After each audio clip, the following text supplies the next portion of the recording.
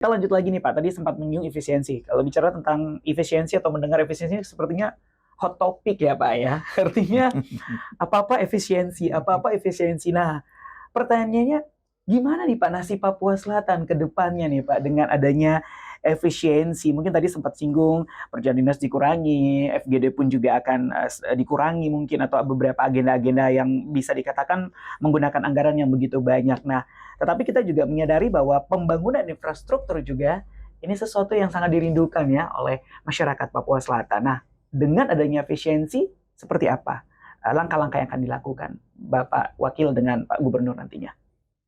Ya, kalau untuk pembangunan, khususnya untuk pembangunan pendidikan, kesehatan, infrastruktur, dan ekonomi kerakyatan, itu adalah amanat undang-undang otonomi khusus. Dan rasanya kalau sampai bilang infrastruktur juga akan terhambat, itu tidak ada. Saya juga sendiri selama ikut materi yang diberikan oleh beberapa orang menteri dan juga oleh Pak Presiden sendiri, saya tidak pernah dengar yang bahwa nanti ditunda pembangunan infrastruktur jalan ini tidak akan jadi. Ya, jalan, tapi yang disinggung hanyalah perjalanan dinas untuk ke luar negeri. Dan kalau kedapatan ada pejabat, kepala daerah, wakil kepala daerah yang melakukan perjalanan dinas ke luar negeri tanpa seizin Mendagri, itu langsung dipecat. Langsung ya Pak ya? Langsung dipecat. Gak ada kompromi itu. Kartu merah ini ya Pak ya? Gitu. Nah, itu artinya bahwa yang ditekankan hanyalah perjalanan dinas. Kegiatan euforia. Itu arahnya ke sana. Tidak boleh ada kegiatan euforia lagi. Itu yang ditekankan. Tapi kalau sampai bilang infrastruktur A, B, C ditiadakan, atau diefisiensi, atau dipangkas, nggak ada itu. Nggak ada. Jadi tidak berpengaruh ya Pak ya? Nggak berpengaruh, sama sekali nggak ada pengaruhnya. Ya, sekarang kan para gubernur semua sekarang dipanggil ke Jakarta lagi. Jadi itu kan mau diberitahu bahwa anggaran yang ada itu sekarang ini, yang dipangkas itu ini, kan gitu, begitu. Baik. Jadi tidak ada berlebihan sampai dengan informasi bahwa ada Indonesia gelap, ada segala macam, nggak ada itu, nggak ada. Saya sendiri tidak pernah dengar bahwa nanti dipangkas anggarannya. Begitu. Aku anggaran infrastruktur atau di bidang kesehatan atau ya sekarang kan semua DPA, semua dinas kan kita lihat nggak ada pangkas-pangkas. Nggak ada. APBD induk sudah selesai. Sekarang kan semua masuk pada APBD perubahan. Nggak ada pangkas-pangkas. Ya, di pangkas-pangkas kemungkinan dong kegiatan yang pergi rapat-rapat, pergi FGD, mau pergi jalan-jalan ke luar negeri atau ke luar daerah, begitu. Dan kalau memang Mendagri sudah tegas seperti itu dan juga Presiden sudah tegas seperti itu, maka untuk para kepala-kepala dinas mau bepergian juga nggak bisa seenaknya, harus sepengetahuan gubernur. Begitupun di tingkat kabupaten harus sepengetahuan bupati. Kalau tanpa sepengetahuan bupati ya diberhentikan, gitu, diberhentikan aja. Kenapa kepala daerah ketika bepergian ke luar negeri tanpa sepengetahuan Mendagri diberhentikan? Ya jelas kita juga ke bawah harus lebih tegas lagi. Ya gitu. Kan itu konsekuensi. Begitu. Jadi konsekuensi ikutan. Baik, artinya ini bukan sebuah ancaman ya, tetapi sebuah kedisiplinan ya. Dalam hal efisiensi anggaran itu ya Pak. Anggaran itu benar-benar digunakan untuk masyarakat itu. Dan betul jatuhnya uang itu ke mereka. Begitu. Lucunya itu kita orang Jakarta tidak pilih kita. Tapi kok kita lebih senang tinggal di Jakarta gitu. Kita lebih senang untuk ke Jakarta. Berminggu-minggu di sana. Padahal orang Jakarta nggak pilih kita. Kita harus tinggalkan kita punya masyarakat di sini yang pilih kita. Mereka pilih kita dengan harapan bahwa kita sentuh mereka dengan pelayanan kan gitu. Tapi ternyata kan kita berbalik. Harapan mereka kita sia-siakan. Uang kita bawa dari sini untuk kasih ke mereka di luar daerah kan gitu. Itu yang mungkin saya pikir hal efisiensi itu jangan disalah terjemah dan jangan sampai salah diterjemahkan. Baik, artinya Begitu. yang beredar di masyarakat luas kan adalah Bapak. Begitu. Kita tahu sendiri karakter masyarakat kita ya. Iya. Ini bisa-bisa macet pembangunan infrastruktur ataupun juga adanya pendidikan ya kan, banyak aksi-aksi penolakan dan sebagainya. Berarti bisa disimpulkan dengan adanya efisiensi tidak berpengaruh dengan pembangunan di Papua Selatan gitu, Pak? Nggak ada pengaruh. Siap. Nggak ada pengaruh. Apalagi untuk pelayanan masyarakat, nggak ada pengaruh sama sekali. Baik. Iya. Yang berpengaruh sekarang itu para pejabat. Oke. Mereka itu yang dibatasi ruang kesewenang-wenangannya itu.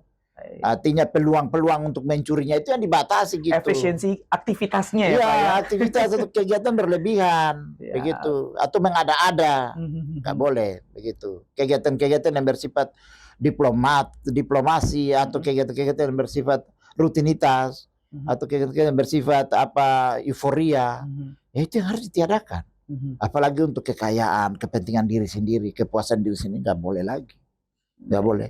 Jadi kalau sampai bilang masyarakat ada informasi begini-begini bahwa masyarakat menolak karena mau dipangkas, itu kemungkinan besar para elit yang memainkan isu lagi ke masyarakat, kan gitu.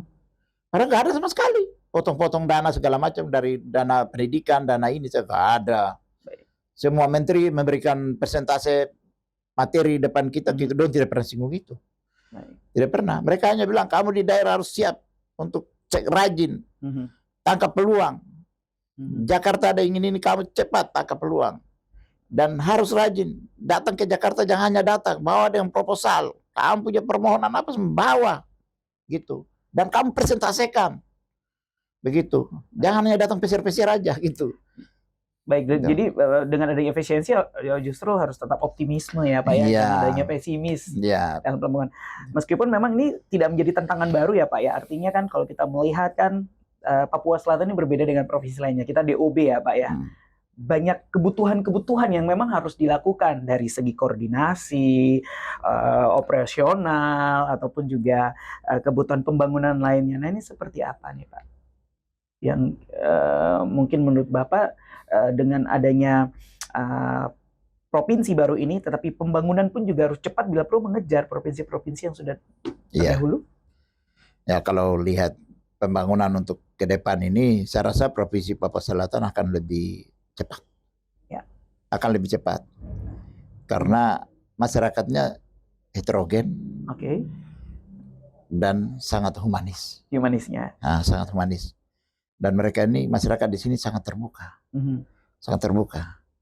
Ya terbuka bukan berarti bahwa mereka terbuka untuk menerima segala macam. Tapi mereka terbuka dalam hal, mereka juga selektif. Mereka juga selektif. Tidak pernah masyarakat di sini menolak pembangunan. Nggak ada. Hanya kalau memang pembangunan itu datang lalu dengan serta-merta masyarakat tidak dilibatkan, ya pasti masyarakat bertanya-tanya, kenapa tiba-tiba langsung turun alat, kenapa tiba-tiba turun langsung dengan segala macam gitu. Tapi kalau disosialisasikan dengan baik, kalau diberitahu dengan baik, macam ini makan bergizi gratis, ya memang kita harus sosialisasikan dulu. Betul. Jangan langsung gitu. Macam PSN juga ya kita harus sosialisasi. Kalau mau tanam tebu di mana ya kita cari tahu masyarakat yang punya hak ulayat, masyarakat adat yang mana, kita dekati mereka. Begitu. Mau tanam padi di mana ya sudah kita dekati mereka gitu. Jangan yang serta-merta, dan juga jangan sampai pemerintah pusat juga mereka mengabaikan kita yang di bawah gitu. Kita yang di kabupaten baik di provinsi begitu, jangan sampai kita diabaikan. Kalau boleh semua program yang diturunkan ke sini lewat kami. Baik. Nah, karena kami yang tahu kehidupan masyarakat di bawah itu bagaimana sukar sulitnya mereka, kami yang tahu. Jadi kami dilibatkan. Lalu yang kedua juga pemerintah juga jangan serta-merta ketika bilang, oh ini dia punya tanah, oh ini dia punya wilayah adat, oh udah cukup dia aja, nggak boleh, nggak boleh. Karena Papua dia punya hak kepemilikan atas tanah itu sangat sangat kecil, sangat kecil. Ada kelompok yang paling kecil, ada kelompok yang paling kecil lagi gitu. Jadi kadang-kadang kan kita datang hanya langsung pangkas di atas karena ini tokoh, ini orang besar, ini pejabat, jadi bisa langsung ke dia aja sudah selesai. Tapi ternyata turun ke bawah begini ada benturan, ada tantangan. Nah itu yang mungkin pemerintah pusat juga harus lihat itu. Baik. Karena kalau di Papua lain silakan kamu gunakan cara apa, tapi kalau di Papua Selatan saya pikir kalau pakai pendekatan persuasif pasti bisa. jalan dengan baik. Dengan mungkin Ya. sejauh ini karena Bapak juga kita sama-sama hidup lama di sini dan kita tahu seperti apa karakter dari masyarakat kita, Iya. dan itu juga yang diharapkan oleh Bapak Wakil dan juga Pak Gub ya, bahwa pembangunan harus tetap berjalan ya. Iya. Baik, pastinya ada program-program yang diprioritaskan sesuai dengan janji-janji kampanye ya kan, dan itu menjadi tanggung jawab. Betul. Dan itu diharapkan oleh masyarakat realisasi. Mereka memilih Bapak karena ada jaminan janji itu sendiri. Nanti kita akan ulas ya Pak ya di segmen berikutnya di Jangan Kemana-Mana bersama Wakil Gubernur Papua Selatan Bapak Paskalis Imadawa menatap masa depan Papua Selatan. Kami akan kembali sesaat lagi.